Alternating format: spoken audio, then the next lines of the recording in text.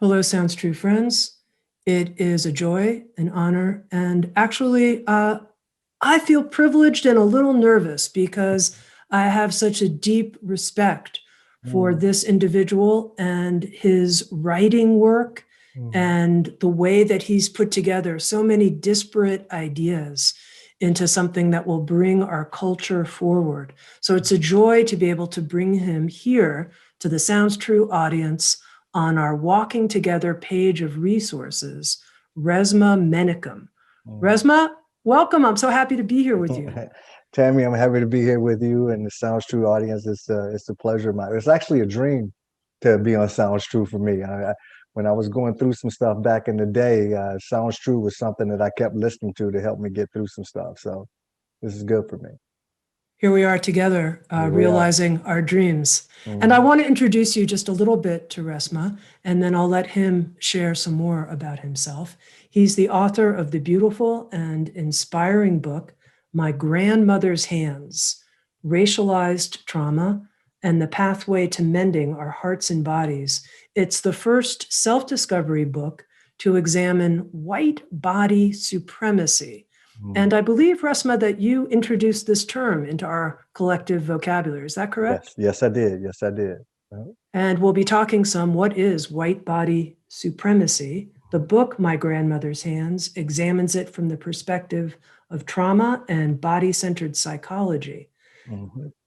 We'll also be talking to Resmaa in this session about some of the themes of a new book that he's working on somatic abolitionism.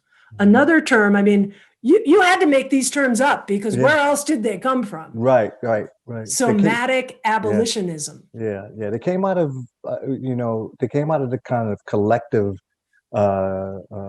unconscious. It emerged, and so these terms actually came from me working with community in community, and then the quaking created this kind of sense of something needed. There needed to be a different language to explain this somatic experience that I was having and others were having.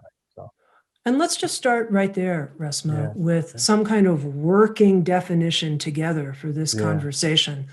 Somatic abolitionism, what is Yeah, it? I want to just take a step back and talk about the first thing, and that is white body supremacy, because this falls in line, aligns with that. So, white body supremacy is it's kind of the construct that I believe if you don't start with this construct first, then everything else about the way that this structure, in terms of a racial sense, works will confuse you, right? And so my basic idea is that the white body is the supreme standard by which all bodies humanity shall be measured, both structurally and philosophically. So just let's let that land for a second. The white body is the supreme standard by which all bodies humanity shall be measured structurally and philosophically. I'm not talking about innate worth here. I'm not talking about intrinsic worth here. I'm talking about structural worth. And the race question in this country has always been a species question first. Is Resmaa, or people that look like Resmaa, or have the skin pigmentation or the variances of skin pigmentation of near Resma's, are they human or are they monkey? And in this society and in this structure, the answer to that question is they are not human. And so that's why I start with there is a particular time that the white body accepted the notion of whiteness. And at that moment, it became supreme. It became the standard, not only as a what do you call, as a fill-in for a proxy for race, right? It also became the proxy for humanness. So all I had to do was look at somebody and I could tell whether or not they were human or not, simply because of their pigmentation. If the white body is the standard of humanness, then the black body and the indigenous bodies have been the proxy of the antithesis of human. And so if you don't understand that, you'll start thinking that the idea of race and racism and white body supremacy is only about niceness or not niceness. It's only about the bad ones and the good ones, right? It's not about structure and how certain people are advantaged by the structural system that exists.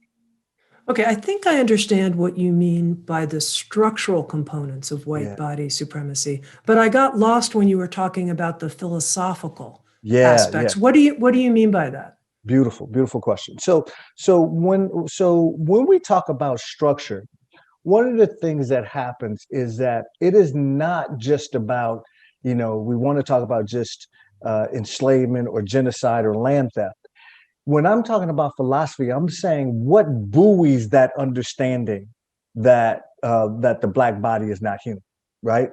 And it is not just institutions that buoy that. It is a collective understanding, and an agreed understanding that certain people are less human than others. So, for instance, the five superpowers of the time, when we talk about the early 1600s, the five superpowers of the time were Spain, England, France, Portugal, Belgium, and no, that was it. France, yeah, England, France, Portugal, Spain, and Belgium.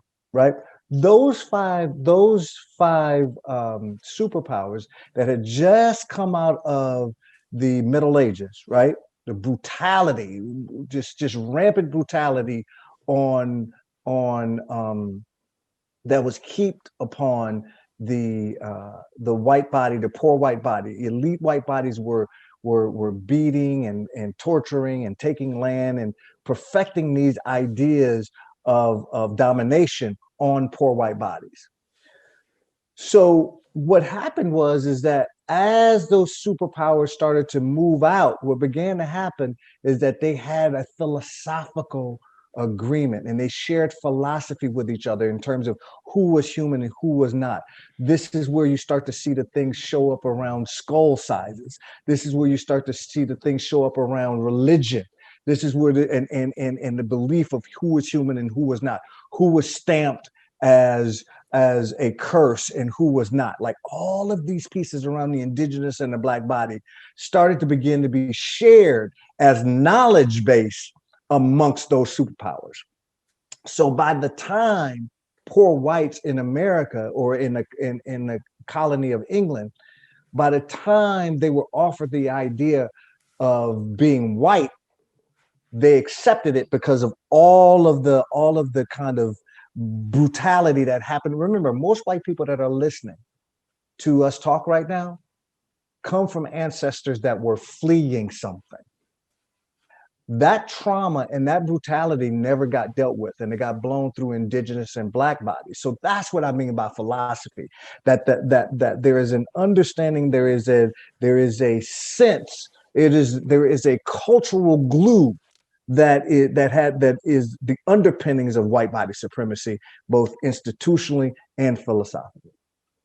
Now, Resmaa, right here, I just have to say something. You've said a couple times that in this white body supremacy, there's a view that the black body is not fully human. It's not Yeah. human. And I notice when you say that, that hurts. Like Yeah. that just hurts. It hurts to hear you Yeah. say that. Yeah. So as you hear me say that, Tami, as you say that hurts, here's what I would ask that you do.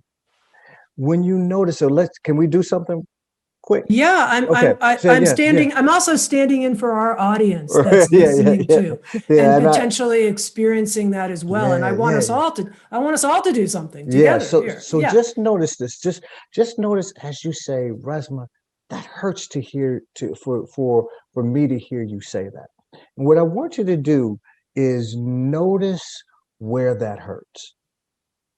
Notice, notice the vibration that shows up and that lets you know that this is something that is causing an emotional, something emotional inside you. Where does that land in you? I'm not you and you For me, it lands in my heart. in your heart. Okay. Yeah. So when you notice that landing in your heart, is it a thud landing? Is it like a shoop? Is it like was it a gradual landing? And does it just stay in that place? Yeah, it was like a kind of ache in my heart that noticed and underscored when you said the words and took note of them, and Yeah, and yeah. and then it moved and changed. And then it moved and changed. So Yep. before it moved and changed, was there anything in in your heart that radiated or was it just like a lump? No, it was more like a radiant ache. Yeah, radiant ache. Okay. So now the next question I'm going to ask you is this. As you notice that radiant ache, is there, but even I want to ask you about a different emotional quality to that.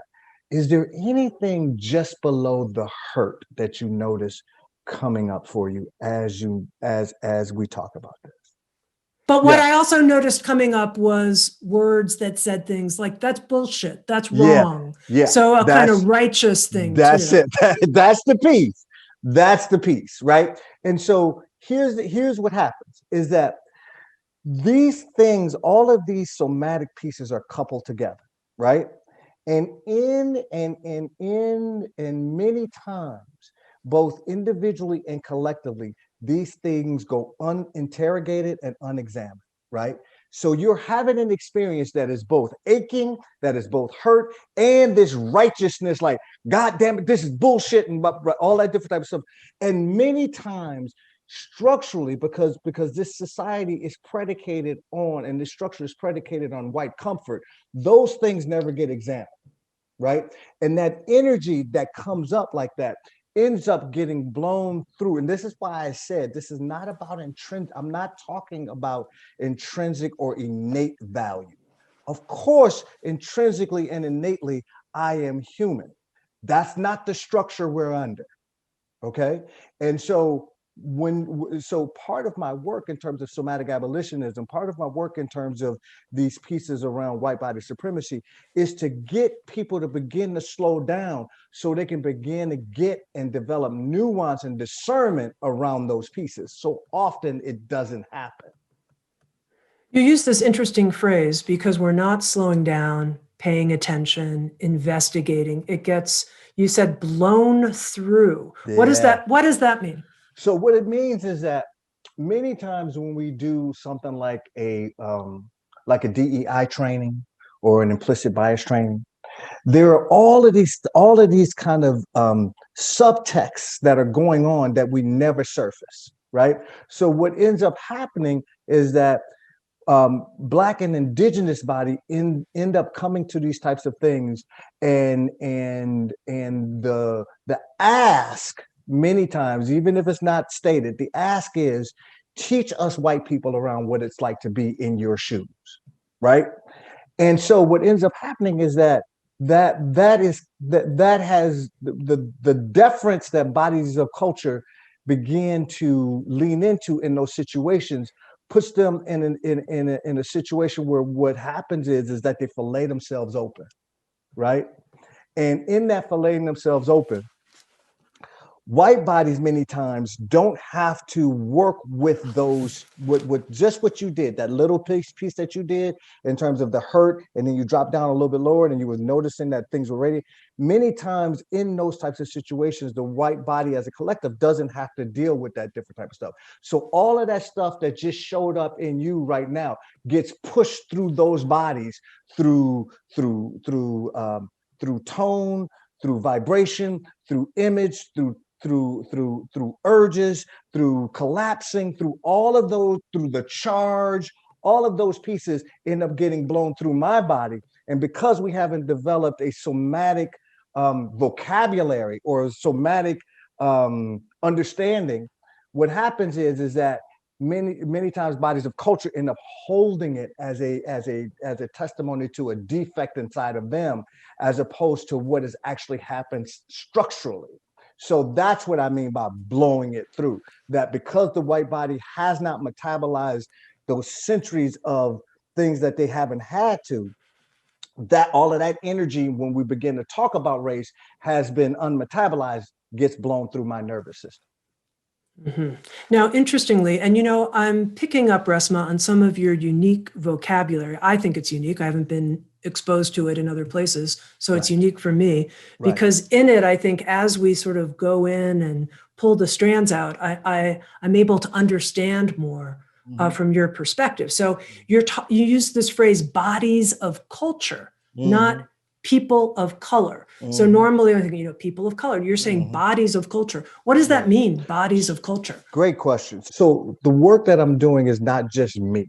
It's me and communities of people that I'm working with and training and so a lot of things become emergent because we are actually developing a cultural container so this stuff can grow through. So one of the things we discovered, or one of the things we worked on, is this idea that really people of color comes out of this the idea that color is a when we talk about race, that there's something intrinsically valuable or not valuable around color. And what I've said is part of what has happened to me and my people did not happen individually, it happened communally. So we have to develop communal ways of dealing with a communal brutality and a communal violence. And so bodies of culture really is about a reclaiming of those things that were stripped by being by participating in this system, right? That a human being, one of the manifestations of human beingness is exhibiting culture, having some culture, right? And so for me, bodies of culture really is about people reclaiming those pieces that were stripped from us, right? This is not to say, I've said this before and I've had interviewers say, well, I'm a white person and I have culture too. And one of the first things I say is I'm not talking about you. What I'm talking about is not your experience. I'm talking about a different experience with people who are darker or who the system has been structured around, that the darkness is attributable to some intrinsic value, and it is not. And so bodies of culture is a reclaiming of our cultural pieces as also a reclaiming of humanness. Okay, so let's just a little bit more explore this notion of white body supremacy. I wrote down from my grandmother's hands, it's the notion that the white body is the standard by which all bodies are measured. And I heard you speaking at one point when you were sharing a story of how you asked a group of people, how many of you stand for diversity? And people raised their hands. And then you said, well, diverse from what? And the point that you made is diverse from this white body standard. Yeah. And then I thought to myself, such a good point. Such a good point that if we stand for diversity, it's we want diverse from what? From the standard that we've all accepted that's dominating our consciousness. Exactly. And so then I thought, well, then I'm not going to stand for diversity. I'm going to use other language, like I stand for inclusivity or something, because diversity cannot be part of my language anymore. Yeah. So I'm wondering if you could talk about that. Tami, I'm so glad you're doing this interview with me, because I think what you're doing is you're highlighting things that people are like listening, that this is actually what's going on in other people's brains right now, right? So this thing around diversity. One of the things I want to be clear about is that we diverse, like if you look at nature, right? A organism that has diversity, right? That organism probably is going to survive, right? In ways that something that doesn't have diversity probably will not. Right. So that from that rubric, I'm setting that aside, because what some people do is when I say that, they go, well, what about this? What about that? So I'm setting that piece to the side. What I'm talking about is this notion of racial diversity, right? And so if you never say what we're diversifying from is the notion that the white body is the standard, right? Then it can mean anything. It can mean Quinceañera Tuesday. It can mean collard green Wednesday. It can mean, right? We begin to think about these things as very aesthetically cultural. And what I'm saying is that there's a depth to it. And one of the things about diversity is, in terms of the way that we talk about racial diversity, is that we are saying, and this is what most DEI trainings and implicit bias trainings don't do.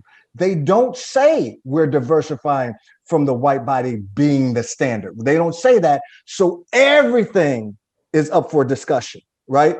And then many times bodies of culture leave that situation experiencing a lot of hurt, a lot of pain, and a lot of just confusion, right? And so diversity for me, so one of the things you said, well, I can't use that term anymore. And what I would say is this one of the things that happens is we end up hearing things and reading things and doing stuff and then saying, okay, I am going to do something. What I want to caution the audience about is that what I talk about a lot in my book is doing this communally, not just individually. Because when you do it communally, the tendency is for things to emerge. When you do it by yourself, the tendency is to develop strategy. And strategy is not going to get white bodies out of this conundrum that they're in. And so for me, I don't know what the language will be in terms of your community, right? What I will say is that if you're doing it with a community for 1, 3, 5, 7 years, 9 generations, something will emerge that will hold the sense of it, and is not just words that we're kind of using interchangeably, but the words that I'm using came up out of community, from grinding on other bodies, from working with other bodies. And so that's how I think about both diversity and inclusion, right? Because when we say we want to include people, and what we're saying is we're starting with something and then we want to include it in. Well, what's the thing that we're starting with? And then once you do that, people start to begin to quake and start to begin to like have these urges and these things that show up. And then out of that, if you stay with it long enough and you begin to condition and temper the body so it can withhold the charge of race, the race has a charge to it, right? It has at least a 400-year-old charge to it. And in the collective white communities, because the white body is the standard, you haven't had to deal with that collectively. So you don't really have the nuance. You don't really have the communal understanding, because your survival has not been dependent on whether or not you know it or not.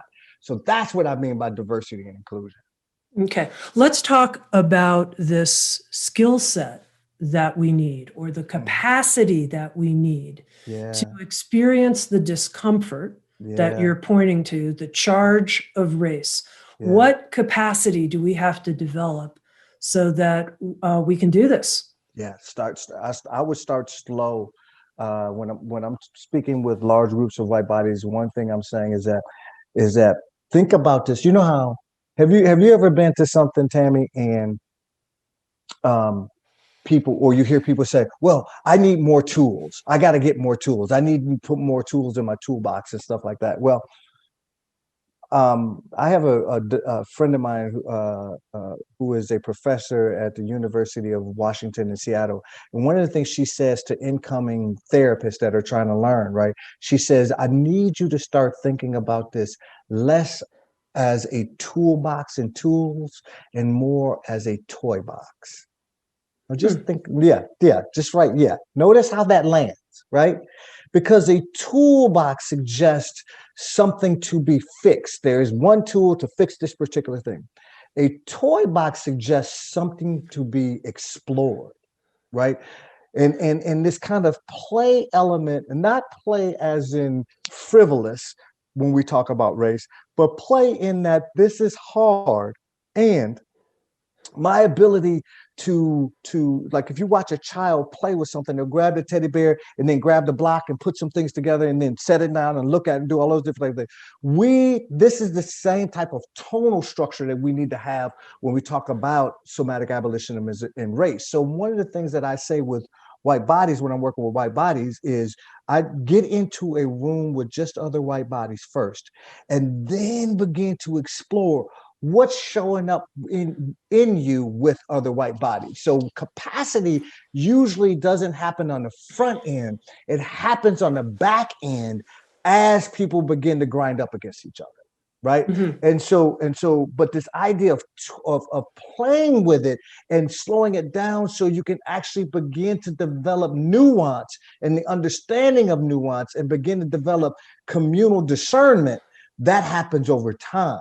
And so over time, as you do that, then capacity can be built, humility can be built, they can begin to emerge. At the beginning, it's not there.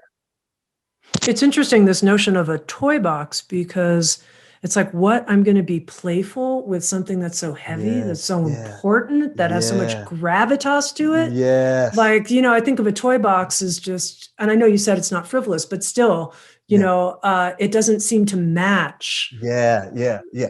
And it's hard. It's hard when I say this to people. It's hard for them to get the embodied sense of it until they do it. Right? Until you begin to notice the edges of, like, just like when I watched your face, she was like, like that kind of constriction that shows up. Like, there is no, I don't even know how to put play and the race thing together. You know what I mean? But once you begin to do it with other bodies, not all of a sudden, over time, you start to notice and track things that you couldn't possibly notice and track right now, right? The if you go into trying to work this stuff from a place of tools, right? There is a fixing quality to it. There is an intelligence hoarding that goes along with that, right? And this is more of an intelligence expansion. I am leaning and looking at the other bodies that I'm going through this with, that I'm making a commitment to this with. And as I'm doing that, I'm learning how to lean in and pull out. I'm learning the flexibility. I'm learning the hardness. I'm learning all of those pieces. And that involves play. That's not just, okay, there's one answer and one thing that we should be doing, and we need to have this structure and that structure. That's not how this works, right? When I'm talking about somatic abolitionism, I'm talking about more of a, not, like I said, not a playful as in frivolous, but playful as in flexibility, playful as in leaning in, playful as in the ability to be able to tolerate discomfort, playful as in beginning to able to discern clean pain, clean discomfort from dirty pain and dirty discomfort. So, All right. Let's offer our listeners some type of working definition of somatic abolitionism. yeah, good.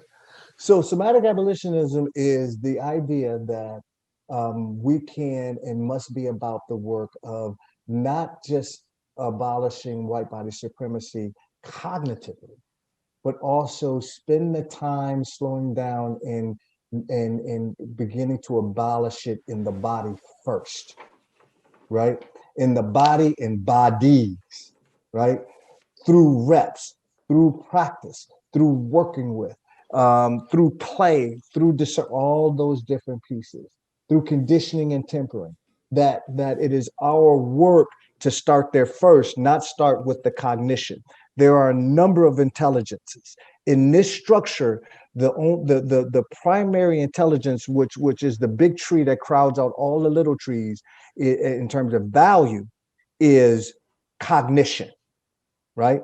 How we think, right? That one intelligence, logic, crowds out everything. But what we know is that there are many more intelligences, right? We also know that there is a vibratory intelligence, right? We also know that there is a meaning making intelligence. We also know that there's a behavioral and urge intelligence. There's a sensate intelligence.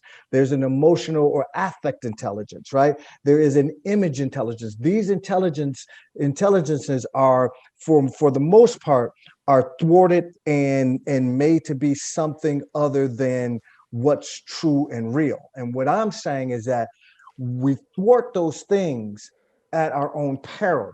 we have to begin to cultivate those other intelligences, because the cognition is something that has been used to say this is the only intelligence. And so when I'm talking about these pieces, that's what I'm talking about. They're an expansion of our intelligences, but you expand those with other bodies. You don't just expand those with your cognition or what you think. You expand those by rooting around your suffering's edges and allow yourself to grow up both individually and communally. Okay, again, digging into the language, I think I get the somatic part. It's the abolitionism part that I have this question about, because the end of slavery, the end, are we going to be able to create a true end to white body supremacy? Is that what you're positing here? Like, that's what we're working on and we're going to do it? Yes. So one that yeah. So one of the things that I believe is that it's going to take at least 9 generations before white people even know what's going on with race. So do you remember? Do you remember a number of months ago when when brother George Floyd was murdered?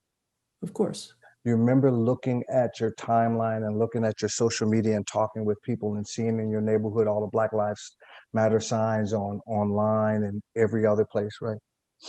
And seeing everybody, including white people, out there in the street saying, yes, we got to stop this, we got to do this, right? And I want you to take a look at your timeline now, and now see how many of those signs have been replaced by pictures of people's food, pictures, videos of cats, videos of dogs and flowers and stuff like that. Because there is no container for white folks by which they can sustain this stuff around race. There is no cultural reference point collectively for them to sustain it. So they may be shocked into action for a short period of time, but there is no cultural container to hold the charge of race so something else can emerge. So what happens is the genuflect is to go back to the way that things were already, right? And get fatigued very easily and not hold to that for a long time. So for me, my posit is that this generational thing is not going to be able to be sustained and cultivated in one generation. I believe it's going to take at least 9 generations for that to happen, given the fact of how long we have had to contend with the idea of race. At least over 400 years we have to contend with it. So to think that it's going to be assuaged in 2 years because you're doing some work, or 3 years because you're doing some work, is a misnomer. That won't happen. So yes, I believe it can happen. I don't believe that it's going to happen because we do some performative gesture unsustained. Yeah, I don't believe it will happen because people are shocked into some type of action. I don't believe that's how it happens. I believe it happens because people spend the time with each other's body over time, grinding, not liking each other, pushing back on each other, doing those pieces specifically around race. And then a different culture will emerge with regard to somatic abolitionism. So yes, I believe it can happen. Do I believe it can happen in my lifetime? No, I do not. When you say grinding, spending time together, grinding, give me an example. What is grinding? Yeah. So part of grinding is what me and you are doing right now, right? All right. Well, Yeah, that feels in the toy box that's category right. for me. That's exactly right. So what happens is that the grinding is not like we get into a room and we all grab hammers and start beating the hell out of each other. The grinding is that we develop some, or we develop a not develop some type of somatic elicitation occurs. And rather than us going and genuflecting right to strategy for how to work through it and fix it, we begin to do the work of what I call soul scribing first. We begin to notice the 5 intelligences, what's showing up right now for me. And then we begin to do that work with each other. We begin to give voice to it. We begin to hold each other and hold each other accountable to those things that are emerging forth. That's what I mean by grinding. It is uncomfortable. It is It is the white body has so many dodges built into the structure that all white bodies have to do is not do anything, and there is no repercussions with regard to race. Like if white bodies decide they don't want to address race, there are no repercussions for not understanding how race impacts, right? So there are these dodges. There is these dodges around deference. There is these dodges around crime. There's these dodges around brutality. There's these dodges around cognition. There are these dodges around pulling away. There's these dodges. There are all of these built-in dodges. When I'm working with white bodies, one of the things that I'm saying is resist the dodges, hold it with each other, and hold this charge communally so something else can happen. So Resmaa, I pulled out several quotes from my grandmother's hands that were super meaningful to me that I wanted to have you comment on.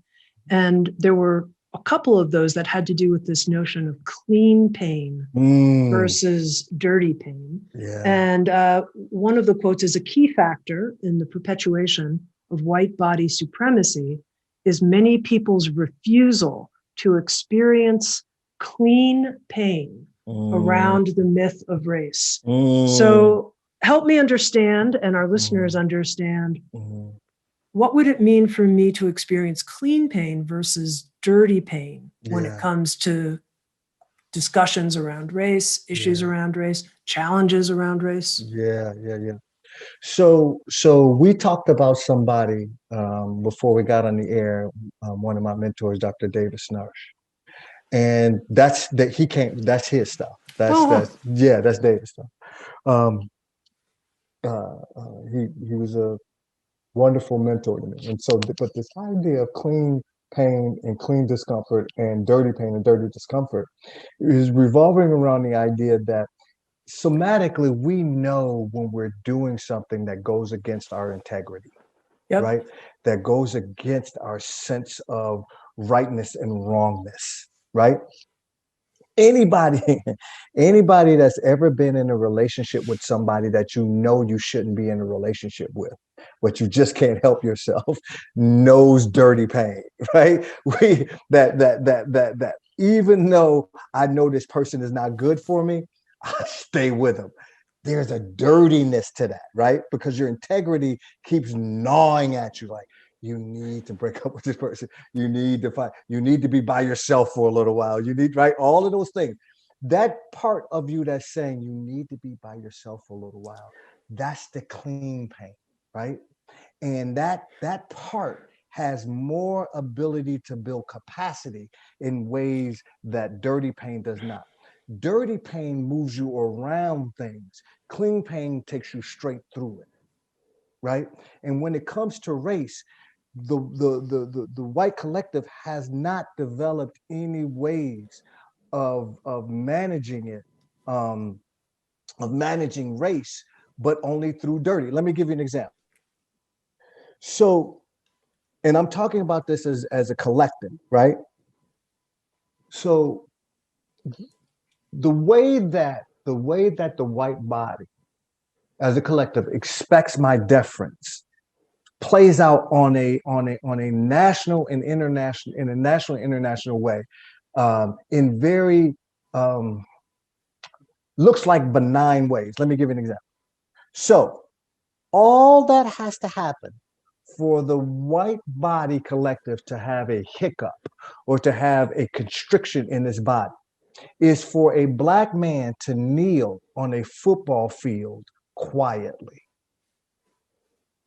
Just think about what I'm saying. Think about what happened when Colin Kaepernick and some of his teammates they weren't screaming, they weren't yelling, they weren't doing anything disruptive, but kneeling quietly to protest brutality, right? And till this day, he has lost his job. To this day, there's been no apologies. To this day, right? that when that happened, you watched the collective white body begin to push against him for simply not using the whiteness as the standard by which he was going to do what he needed to do for and with Black people. And so that's the piece that I'm talking about when we're talking about these ideas around how the white body has a difficult time with these different types of things in terms of clean pain and dirty pain. That what the white collective did was do what it's always done, and that's blow that type of stuff through the body rather than holding it and working with it. And because the white body hadn't had any practice in doing it previously, there was no ways of working with that communally, right? And so that's what I mean by clean and dirty when it comes to race. Another one is just what happened when me and you first started talking, and you said, you started having these notions in your brain and in your body and all of this stuff around, that's bullshit, right? This kind of reaction to it, and then you drop down, right? Well, if you didn't drop down, and if you didn't drop down, you would have stayed at that place, right? That this is wrong. What Resmaa is saying is reverse racist and all of that different type of stuff, right? But if you can drop down and then do it with other bodies, now you have more room available to actually transform and grow as it relates to race, as opposed to continuously do dirty and saying, well, something must be wrong with Resmaa, right? Because I'm uncomfortable now. So therefore he's doing something to me, and I never have to confront and work with it myself. All right. I've got several really interesting quotes here that I also want to have you comment on. Here's one of them from the book. For America to outgrow the bondage of white body supremacy, white Americans need to imagine themselves in Black, red, and brown bodies and experience what those bodies had to endure. They also need to do the same with the bodies of their own white ancestors. Okay, we need to imagine ourselves in Black, red, and brown bodies and experience what those bodies had to endure. Yeah. I noticed when I read that, and it had the emphasis that you wrote about it in the book, I had the thought to myself, I don't know if I have enough kind of inner correlates to even be able to imagine that. Yeah, that's beautiful. That's beautiful, Tami. That's beautiful. That's a very honest thing you just said, right? And that's why I say those types of things many times have to be done with other white bodies, right? Because if you can do it with other white bodies, somebody else might be able to lean into things that you can't lean into yet. And if you do it for a while and you're holding with each other for a while, you may be able to borrow resource from those other white bodies as you're beginning to move through that. This is not that piece is not about like an exercise. Imagine yourself in a Black body and da da da. It really is about asking you to actually go through a process of because, like I said earlier, the second part of that quote, the white body, most white bodies are descended from white bodies who were fleeing something, right? That historical brutality, that intergenerational brutality, that personal brutality, all of that stuff gets balled together, undiscerned, right?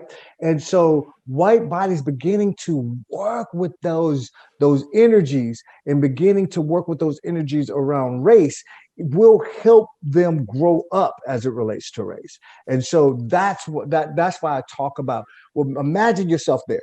If you can't, that's fine too. Let's see if you can imagine yourself with your ancestors, right? And what they were fleeing. Begin to ask questions about, like when I ask my questions around, as if I was a white person, what were my ancestors fleeing? Like what did they flee? Right? What was going on that they had to flee? What's the terror that may have never gotten resolved in their fleeing, right? But then got standardized So one of the things that I talk about when I'm talking about racialized trauma is that trauma, trauma decontextualized in a person can look like personality. Trauma decontextualized in a family can look like family traits. Trauma decontextualized in a people can look like culture. And if you don't examine and if you don't interrogate that trauma, what happens is it becomes standard. It becomes, oh, this is who we are. This is what we do. When in fact, your people may have gotten organized around how to survive a trauma. And now because time decontextualizes it, it looks like culture. It looks like personality. It looks like family traits. Mm-hmm. So this notion of resolving our trauma and clean pain, can you connect that for me? Because it seems like in order to Yeah, resolve our trauma, yeah, we have to have a willingness yeah. to do the clean pain work. Yeah. You got to go through it, right? That's the piece. And when you have advantages, is one of the reasons why I don't say white privilege anymore. I say white advantage. In a structure where the white body is the supreme standard by which all bodies humanity shall be measured, it is an advantage off top before anything else is done, before one murder is committed in your name, before any of that stuff is done. It is an advantage to be in a white body, right? And so clean pain would involve, yes, you go through that, you examine that, you excavate that stuff, and you're willing to go through it both individually and communally. Otherwise, the genuflect is white comfort. The genuflect is, oh, that's too much. We can't do it. We can't handle it. We don't even know where to go. So why even start, right? Well, the reason why you start is because your black and indigenous and brown brothers and sisters are catching hell in this structure. Your black, indigenous, and brown-bodied brothers and sisters are being torn asunder in this process. And you and if you were going to be about the work of somatic abolitionism, you're saying that is no longer a bargain that you're willing to extend. So Mm-hmm.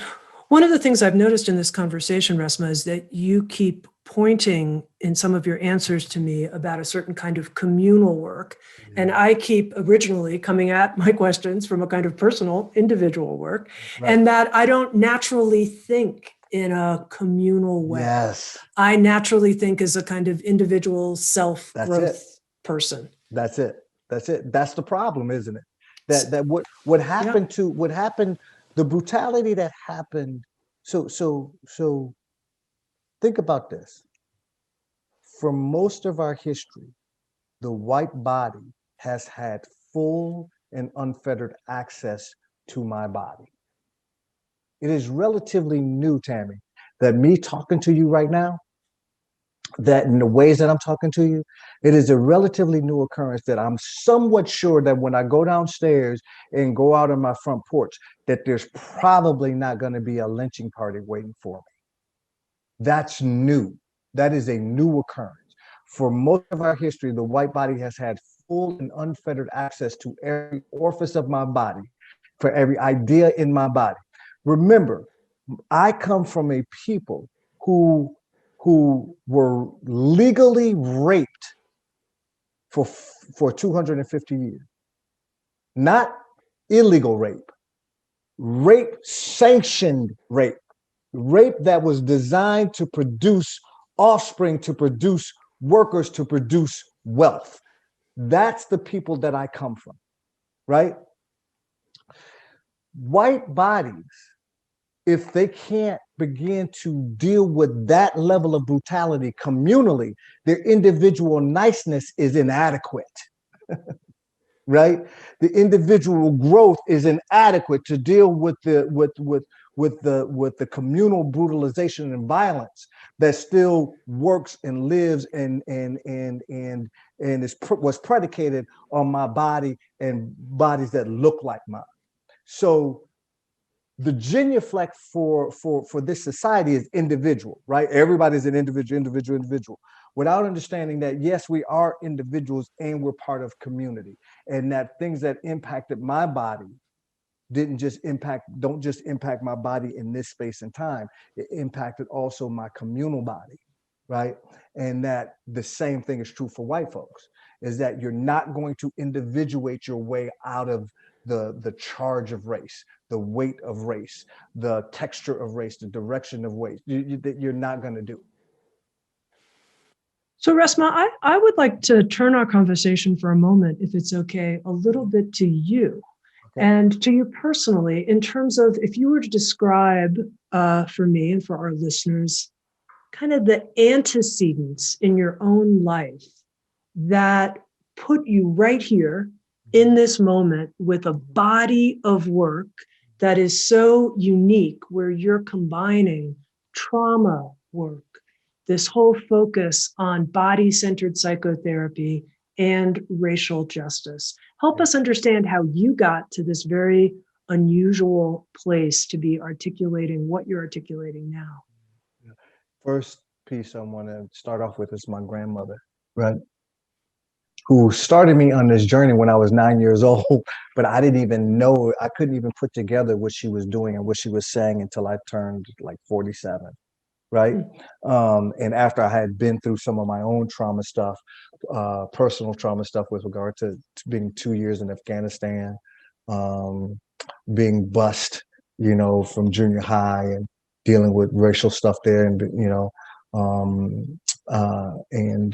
but my grandmother, early experience that I talk about in the book is us me rubbing her hands and her, and because she always complained that her hands ached, and rubbing her hands and looking at her hands. My grandmother was a small woman, but she had big, thick fingers and thick padding on the backside of her hand, and then thick padding on the inside of her hand. And so I was rubbing her hand at about 9 years old, just comparing her hand to my hand.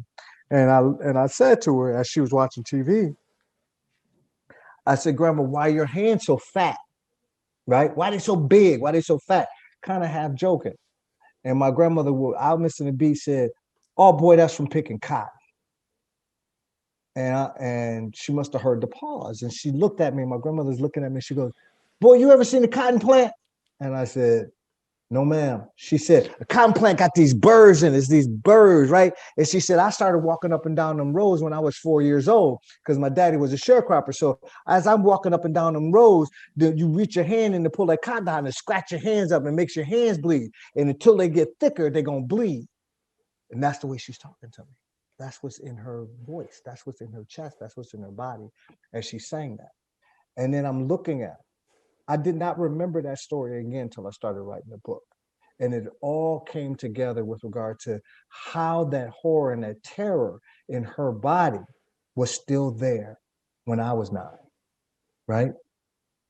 And I didn't pick it up as horror and terror, but I knew it was something by what she recoiled from and what she leaned into. I knew it was something to pay attention to.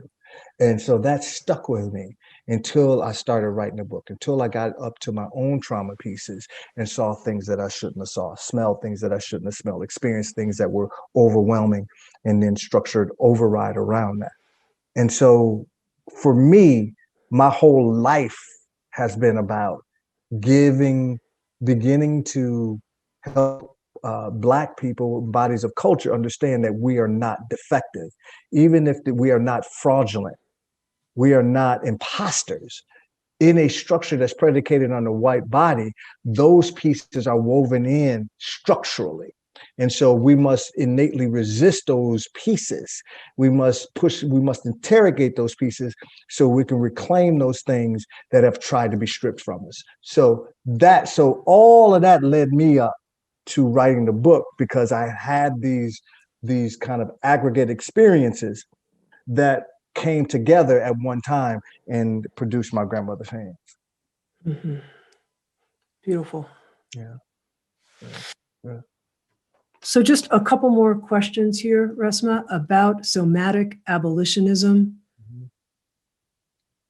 You have a kind of statement on your website where you lay out the bones of what it is. Yeah. And you write that it requires endurance, stamina, and discernment, and that these can be built day by day through reps. And I presume by reps, you mean repetition. Repetition, yeah. And the questions I had, I kind of get, I think, a feel at least about endurance and stamina. I can feel what that means and sticking with it. Yes. I'm not sure I understand the kind of discernment that I need to be developing if I'm committed to somatic abolitionism. And then I don't understand the reps I need to do. And it sounds a little bit like an athletic thing or something. Yeah, it can be an athletic thing, it can be a musical thing, it can be an arts thing, it can be whatever. So give me a hobby of yours, something that you do. I like to cook. I like to cook. You like to cook. Okay. So that's perfect. That's perfect. So are you a better cook now than when you first started? You know, if the pandemic actually made me a really good cook. Okay. I was kind of average before the pandemic, but I had now to get you can creative. get down. You can get down now. Uh-huh. So here's what I want to say to you. Part of the discernment comes, right, is the way that you're able to tell me I'm better now than I was is because there's been some practice, there's been some discernment, there's been some noticing this dish, tasting it, that needs a little bit more of that, let me put a little bit, right? You pay attention to it, and over time your palate can pick up on things that it couldn't before the pandemic. Do you understand what I mean? Sure. But you had to condition and temper yourself. And at the beginning, you may not have been able to pick it up, but now you can, right? That's discernment. And you were able to discern by repping, by getting repetition in over time, by reading, by studying, by looking at it. Okay, they do it like that. Let me try it out. Oh, that sucks the way that I do it, but let me try it again. Let me try it again. Now I'm better at it. Now when people eat it, they go, "Ooh, that's good. You made this," right? So now that becomes a reinforcer.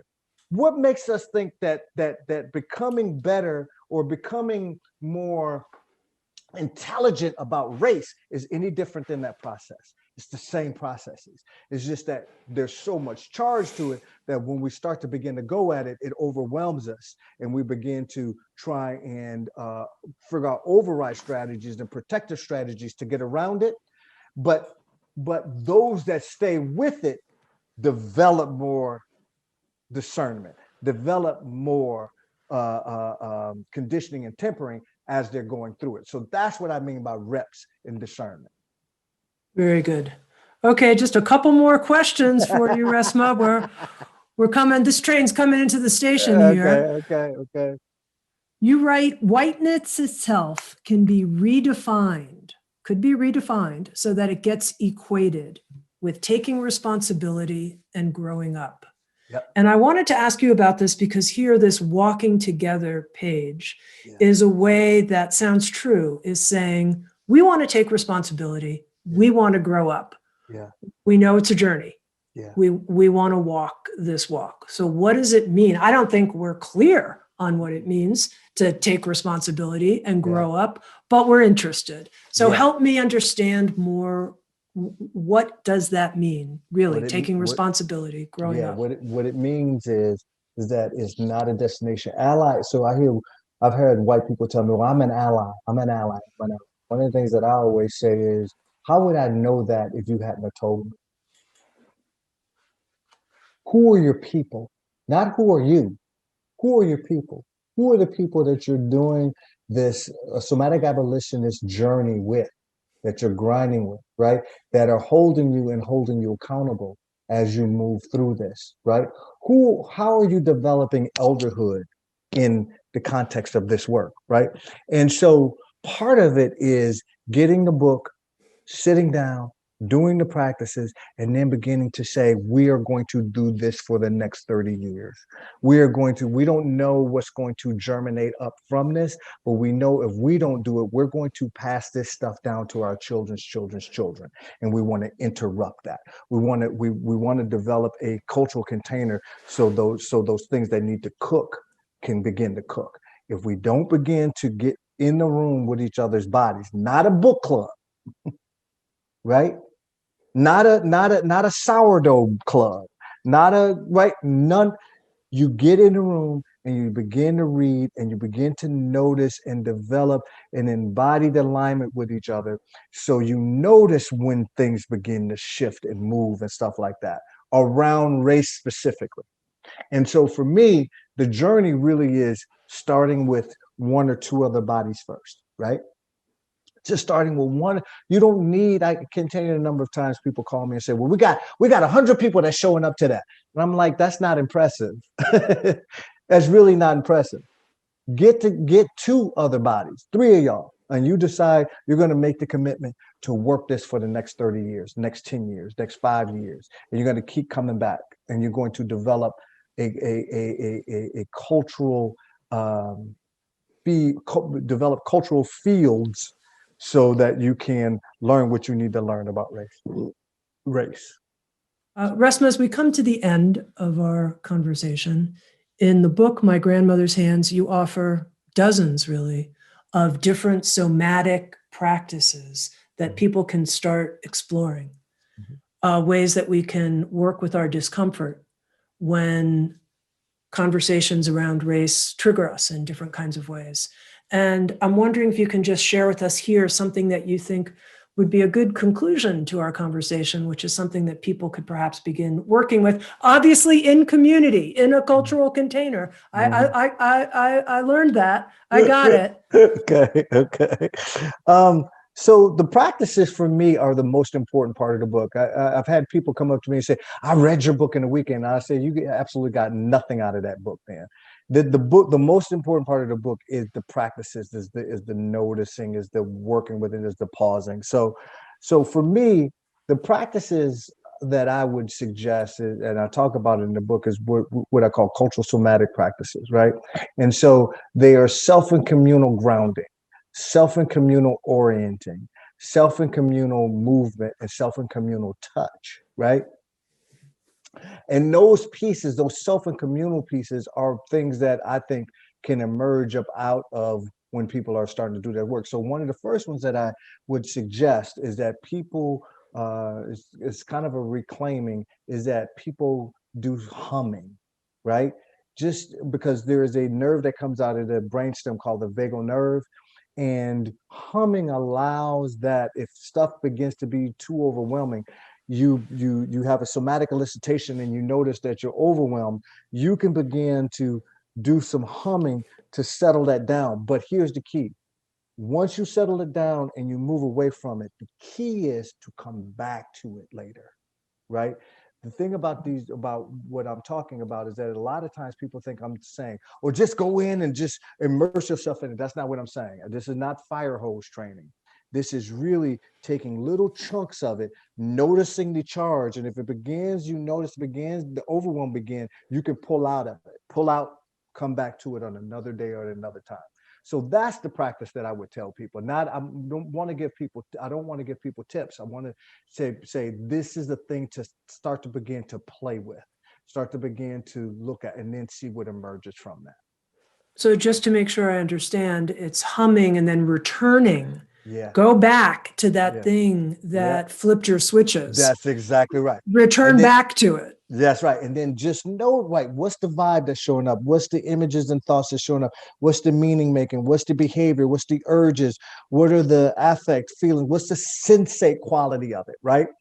And keep coming back to it, and then notice what emerges from that place. Very good. Yeah. I've been speaking with Resmaa Menakem. Thank you so much for being part of Sounds True's Walking Together collection of resources. Your contribution is so important and really one of a kind. I've never heard anyone put together language and point to what you're pointing to in the way that you are. Really inspiring and really healing. Thank you. Thank you for having me, Tami. I'd love to do it again at some point. Thank you. All right. All right. You got it. You're on. Thanks, everyone. Sounds True. Waking up the world.